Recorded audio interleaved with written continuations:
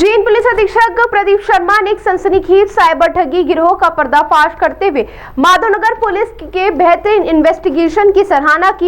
SP Pradeep Sharma ने बताया कि माधवनगर पुलिस एक बेहद शातिर और पढ़े लिखे अंतर्राज्यीय साइबर ठग गिरोह को शिकंजे में लिया है, जिसमें शामिल कशिश बड़ानी, राहुल और अनिमेश तीनों ही नई उम्र के और उच्च शिक्षित लड़के हैं। ये आरोपी पिछले 3 साल से क्रिप्टो और ऑनलाइन ट्रेडिंग में शामिल थे और जल्द ही ज्यादा मुनाफा कमाने के लालच में इन्हें साइबर क्राइम का यह खतरनाक रास्ता चुन लिया। वहीं एसीपी प्रदीप शर्मा के अनुसार आरोपियों ने ट्रेडिंग के लिए मोटी रकम जुटाने के मकसद से तुर्की कम्युनिकेशन के माध्यम से दिल्ली से कुछ बड़े साइबर अपराधियों से संपर्क साधा था। दिल्ली की यह मुख्य तकनीकी टीम सीधे तौर पर देश के अलग अलग राज्यों में लोगों से साइबर फ्रॉड करती थी। दिल्ली बेस्ड टीम के पास पूरी जानकारी रहती थी कि किस बैंक, पेटीएम या एक्सचेंज अकाउंट में कितनी लिमिट बची। इसी लिमिट के आधार पर आरोपी को टारगेट किया जाता था।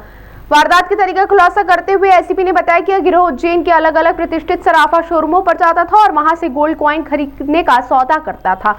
इसके बाद भुगतान के लिए शोरूम का क्यूआर कोड स्कैन किया जाता था। आरोपी इस क्यूआर कोड की जानकारी दिल्ली की टीम को देते थे, जो ठीक उसी समय देश के किसी अन्य हिस्से में किसी मासूम फरियादी को मोबाइल अपडेट करने की फर्जी लिंक भेजकर उसका फोन हैक कर लेती थी।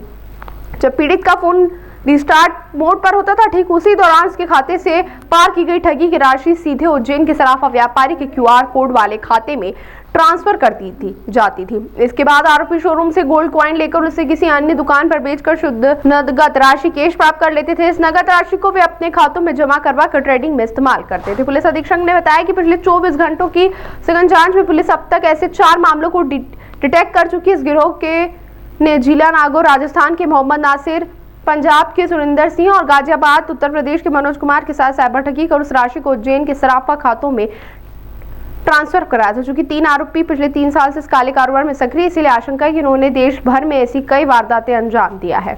माधवनगर पुलिस ने उज्जैन में एक बहुत ही अच्छा इन्वेस्टिगेशन करके एक मामला डिटेक्ट किया है, जिसके लिए मैं इनकी प्रशंसा भी करता हूँ। इनको 10,000 रुपये इनाम भी दिया गया। 3 आरोपियों को इन्होंने गिरफ्तार किया है, कशिश बड़ानी, राहुल और अनिमेश। ये तीनों नई उम्र के लड़के हैं, अच्छा खासा पढ़े लिखे हैं, पिछले 3 साल से ट्रेडिंग में इन्वॉल्व हैं। इन्होंने ट्रेडिंग के लिए पैसा प्राप्त करने के लिए P2P कम्युनिकेशन के माध्यम से बाइनेंस पे दिल्ली के कुछ लोगों से संपर्क में आए।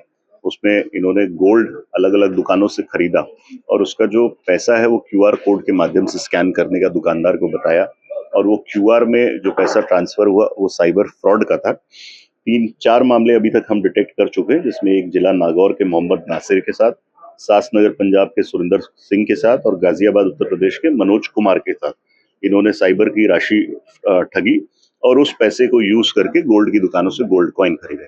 बाद में ये उसी गोल्ड कॉइन को किसी अन्य दुकान पर बेच के नगद राशि प्राप्त करते हैं और उसको अपने खाते में जमा करवाने के बाद उसके माध्यम से ट्रेड करते हैं। सर, कितने लोगों के साथ कर चुके हैं और क्या प्रोफाइल है? अभी जैसे मैंने बताया कि इसको अभी डिटेक्ट किया ही है। आज हमने इनका माननीय न्यायालय के समक्ष पेश किया और उनका पुलिस रिमांड प्राप्त किया है।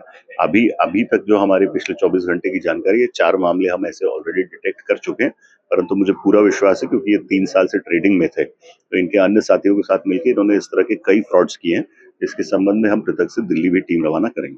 सर, अभी